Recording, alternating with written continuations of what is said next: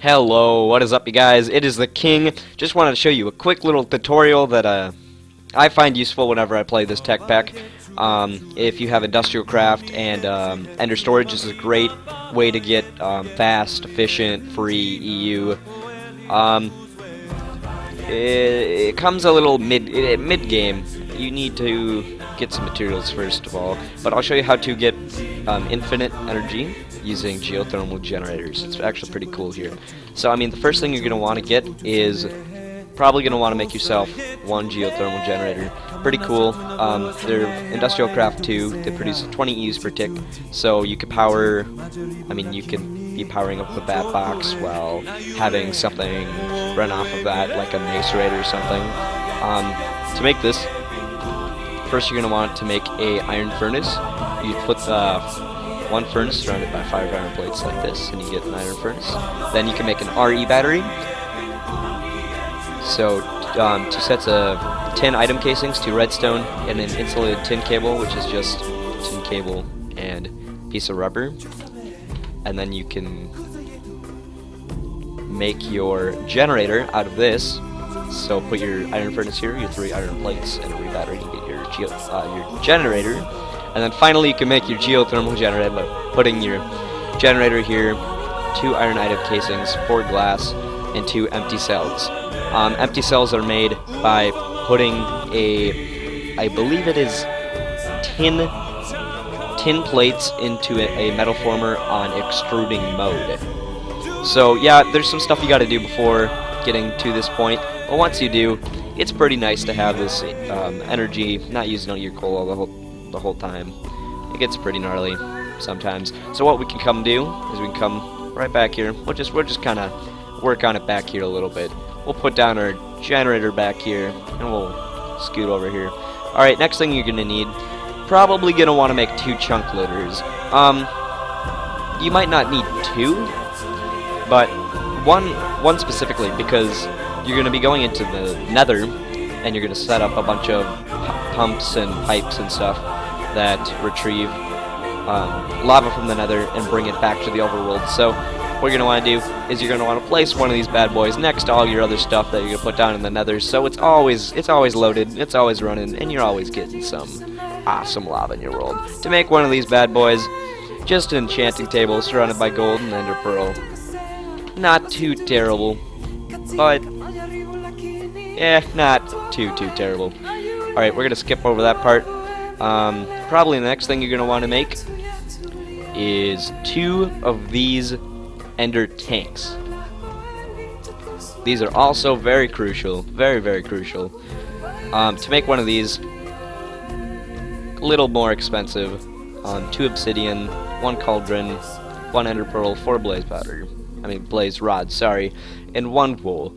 Will make you one. You're not probably gonna need. You are going to need 2 of these bad boys, because what these things do is if you pump a liquid from one dimension into it, it will come back in to the other dimension, which is pretty freaking cool. So we'll leave this up and running. We'll put our other one in the nether once we get through everything here.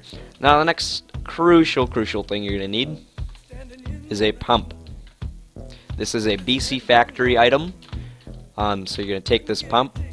It's made by a tank, which is just 8 glass surrounding like that, as well as a mining well, which is an iron gear, redstone, 4 iron, and 6 iron and 8 iron pickaxe. To make one of these iron gears, these are the good ones.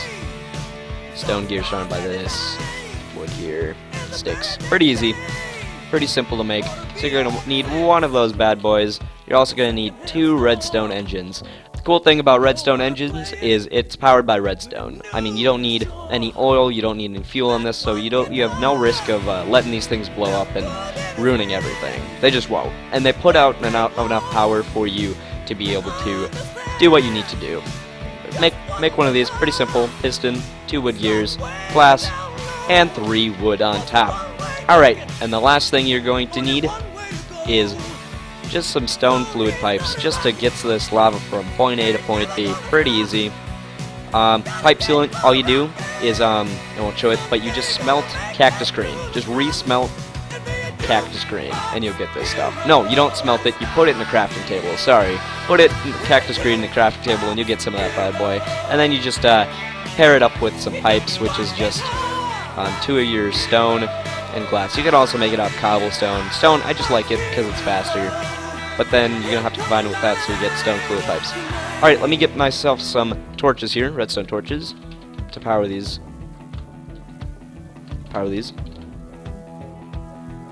There we go, okay.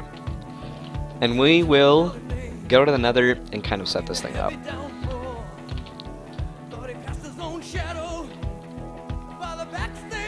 I'm a big fan of this setup.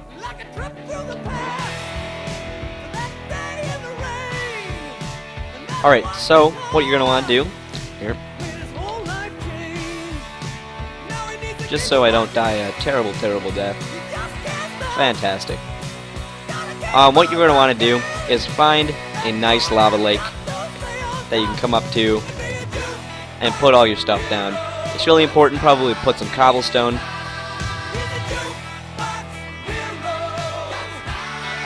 You want to put cobblestone around it, or at least under it, because you don't want those terrible gas to come around and just mess your day up. That's not fun. So you don't really need to go out that far. This is probably far enough. And then what you're gonna want to do is place one of these out. Take, place two things out. Do that. Take that out, and you're gonna want to place this bad boy pump right down right there. All right. All you want to do now, place your 2 redstone engines on either side. You could put, what I usually like to do, it wouldn't matter, just put some stone on the side of these things and turn these bad boys on. These bad boys should start up right away. Unless you have the things, so you don't see them turn on. So you see these are pumping up now. Now all we want to do, connect some stone fluid pipes to this, and connect this to our ender tank. And pretty soon, once you see these things start booting up, we'll have some lava flowing into this thing, which is pretty nice. Now, what you want to do is place your chunk loader right by here. One of these things is crucial. You really want to have one of these things. You don't have to have both chunks loaded. You could hit show lasers. See, I'm right on the edge of the chunk, so I might have to need a little more loaded. So now this will always be loaded at all times, so it will always be pumping in stuff here. Now you can see this is set to blue. Now if I'm correct, what blue will do is blue will send it, but you can't take stuff out of it. See, blue, if you set up a pipe to it, it won't take stuff out of it. But that's what orange is for. Orange, it receives it, and it will go ahead and it will take stuff out of it when you connect something to it, which is pretty fine and dandy. So now we got all this set up. This is all running. You could put some cobblestone around it just in case you're a little worried that something will come and blow it up. But let's head on back to the portal. Let's go back and let's get this thing up and running. 1, 2, 3. Okay. So what we can do now is over here, set this to orange, and now you can see that this will be constantly going in here. It'll constantly be filling up our lava, and our EU buffer will be filling up.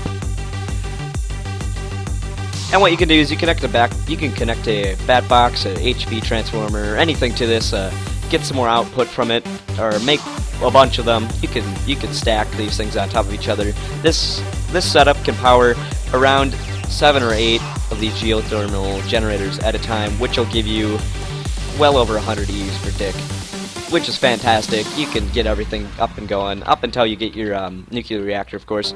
Hope you enjoyed. If you did, hit that like button. I would mind subscribe, and stay classy, everybody. Thank you.